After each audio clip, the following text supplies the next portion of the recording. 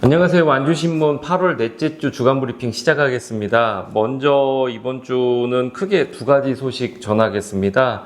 일단 이번 주 월요일 날 저희가 보도한 내용인데, 송전탑 가고 기업 오라 해서 이제 구호 외치는 이유, 이런 기사 저희가 썼었는데, 이게 무슨 얘기냐면은 지금 구이, 저 완주예요. 구이, 상관, 소양, 그리고 동상, 고산, 운주 거쳐서 지나가는 송전탑 관련된 내용입니다. 그래서 송전탑 가고 기업 오라. 이게 무슨 얘기냐면은 이 송전탑을 짓는 이유가 그 전남과 이쪽 전북 쪽에서 해상풍력단지를 만들어 가지고 거기서 생산되는 전기를 지금 수도권으로 전송을 이렇게 보내려고 이걸 지금 짓는 거거든요.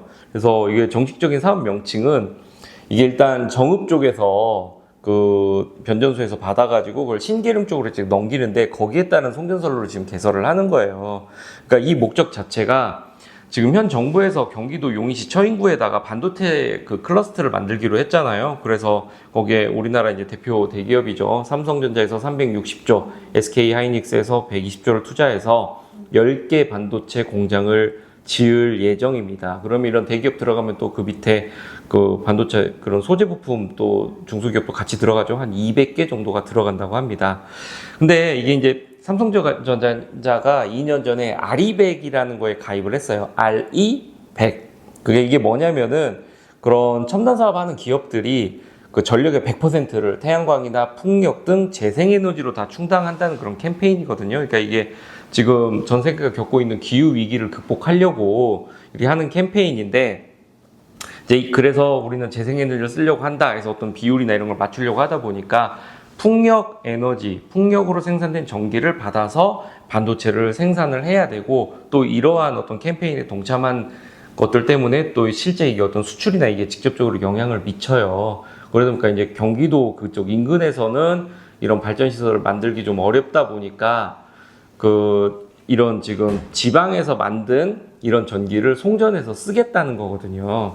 그래서 이에 대해서 지금 반대 대책이 혹시 백지화위원회 뭐 이런 전북 쪽에서 하는 단체들이 주장하는 바가 뭐냐면은, 전기를 옮길 게 아니고 차라리 그러면 공장을 이쪽에다 지어라. 특히 전북 같은 경우 새만금이라는 굉장히 큰 땅이 있잖아요. 그러니까 거기로 차라리 반도체 공장을 옮겨가지고 거기에서 생산된 전기를 바로 쓸 수 있게끔, 그러면은 이렇게 전기를 옮길 필요도 없고, 그리고 이 기회를 오히려 전북 정치권에서 좀 활용을 해서, 지금 전북이 굉장히 지역 소멸 위기를 많이 겪고 있잖아요. 그래서 그거 극복하자고 지금 완주 전주 통합 뭐 이런 얘기도 나오고 있는데, 사실 뭐 행정구역 통합한다고 해서 지역 소멸의 근본 원인 어떤 인구 유출이나 저출산이나 이런 걸 해결하기는 실질적으로 어려워 보입니다. 그러니까 이런 기업 유치를 할 수 있는 기회로 적극적으로 활용해야 된다. 뭐 이 내용을 전했습니다. 그리고 한 가지 더 얘기하면은 그 지산지소라는 개념이 있잖아요.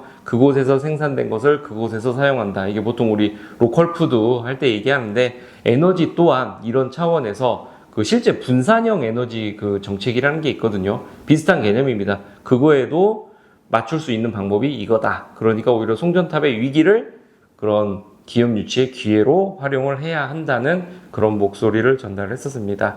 그리고 두 번째 소식으로는, 지금 이제 통합 관련해 가지고 그 전주 쪽에 있는 정치권하고 그 이쪽에 이제 그러다 보니까 이제 전북 광역 언론사들까지 이제 총동원해서 통합해야 된다고 이렇게 분위기 조성에 열을 올리고 있는 상황입니다, 현재. 근데 이제 그 부분에 대해서 이분들 그쪽에서 하는 얘기가 이제, 그러니까 이제 주민투표를 하자, 이걸 주장을 하거든요. 근데 이 주민투표를 얘기를 하는 게, 이게 통합을 결정할 때는 사실 꼭 주민투표로만 결정을 하는 건 아니에요. 그 의회 의결로도 가능을 해요. 그래서 과거 이제 완주전주 통합 같은 경우 3차례 그 시도가 있었는데, 1차, 2차 같은 경우는 주민투표를 안 했어요. 그냥 의회 의결이나 뭐 이제 여론 수렴하는 과정 속에서 반대 의견이 많다 보니까 그냥 거기 그 상황에서 바로 그냥 무산이 됐었어요. 그리고 주민투표 했던 거는 2013년 딱 한 번뿐인데, 그럼 왜 이렇게 통합 찬성단체들이 주민투표를 이렇게 목을 매느냐. 지금 완주 군의회는 그 공식적으로 통합 반대 운동을 하고 있어요. 그러니까 의회 의결로 갔었을 때 통합이 성사될 가능성이 전혀 없는 거예요. 그러다 보니까 주민투표는 통합을 추진하는 찬성 측 단체한테는, 그리고 그거를 하려는 전주권, 뭐 전주시나 전북도지사 같은 경우 공약으로 걸었죠. 이런 정치인들 입장에서는 주민투표야말로 유일한 희망인 거예요. 물론 주민투표를 해서도 찬성이 과반을 넘어야 할 수 있지만 어쨌든 그래야 기회라도 만들어 본다고 생각을 하니까, 그래서 지난번에 그 김관영 도지사가 지방시대위원회 미리 찾아가가지고 뭐 주민투표 꼭 해달라고 하고 이런 당부도 하고 뭐 지금 이런 일들이 일어나는 거거든요. 그런데 이 주민투표가 실제로는 그렇게 쉽게 또 이루어질 수 있는 게 아니라고 합니다. 저희 신문에서 한번 지난달 6월 말 정도에 직접 만났었는데, 청원군 마지막 군수죠. 이종윤 전 군수가 와서 이런 부분 문의를 해보니까, 그때 청원군도 주민투표 이런 부분을 추진하려고 그랬었는데, 행안부에서 이렇게 수차례 점검을 했다고 그러더라고요. 진짜 가능하냐? 될 수 있냐? 그래서 행안부 설득하는 게 그렇게 쉽지가 또 않았다고 그러더라고요. 그리고 2013년하고 좀 다른 게, 2013년 때는 정부 정책으로 그때 60여 개 지자체를 통합을 동시에 추진을 했었대요. 근데 이번은 완주 전주가 처음 이렇게 유일하게 하는 거고, 그러니까 실제 지방시대위원회나 행안부 그 담당자들도 10년 만에 처음 있는 일이다 보니까 담당자들도 이제 보직이 많이 바뀌었죠. 그래서 그때보다 과연 힘을 더 받을 수 있을까? 좀 쉽지 않을 것이다. 또 이런 의견도 함께 있습니다. 그러니까 이제 절차를 다시 한번 말씀드리면은 지방시대위원회 지금 접수가 됐고, 거기에서 통합 권고안을 마련을 해요. 그거를 행안부로 넘기면 행안부에서 이거를 의회 의결로 갈지 아니면 주민투표로 할지. 근데 뭐 전주같이 전반적으로 통합에 찬성하는 사람들이 절대 다수라면은 의회 의결로 간소화시켜서 하는 거고, 근데 좀 찬반이 팽팽하거나 애매하면은 그래도 통합 가능성이 좀 있어 보일 때는 주민투표를 권고를 합니다. 그렇게 결정을 하는데, 이번에 이제 유희태 군수가 지방시대위원회 가서 주민투표 없이 좀 가게 해달라고 부탁을 했잖아요. 그 이유가 뭐냐면, 막상 주민투표를 실제 하게 되면은 주민 갈등이 지금보다 훨씬 더 증폭됩니다. 거의 전쟁 수준이 됩니다.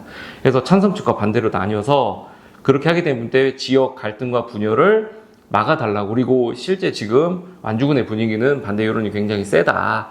그러면서 이제 어떤 여론조사 얘기가 나왔거든요. 그러니까 또 일각에서는 굳이 여론조사 얘기를 뭐하러 했냐. 잘못하면 또 여론조사라는 것은 주민투표처럼 정확하지 않고 어떤 약간의 조직동원 같은 걸로 좀 대응도 가능한 거잖아요. 여론조사라는 거. 물론 투표도 마찬가지지만, 근데 여론조사는 좀 더 보이지 않고 실제 그게 완주 국민인지 직접적으로 확인도 불가능하고, 이제 그래서 걱정을 하는데, 근데 이 여론조사는 그냥 참고 수단일 뿐입니다. 그리고 어찌 됐든 지금 이제 통합 반대 대책이나 의회, 완주군 의회 반대 특위에서도 지금 시급하게 해야 될 일입니다. 이게 뭐냐면 여론조사에 대응을 해야 돼요. 찬성 측에서도 저렇게 분위기 올리고 하고 있기 때문에 이거에 대해서 어떻게 할 것인지 좀 대책 방안도 마련하고 실적으로 어떻게 이제 행동하고 움직여야 될지 지금 그런 부분 준비가 필요한데, 아직까지 그런 준비는 안 되고 있는 것 같습니다. 이번 주 이런 소식 전해드렸고요. 이번 주는 여기까지 하겠습니다. 다음에 뵙겠습니다.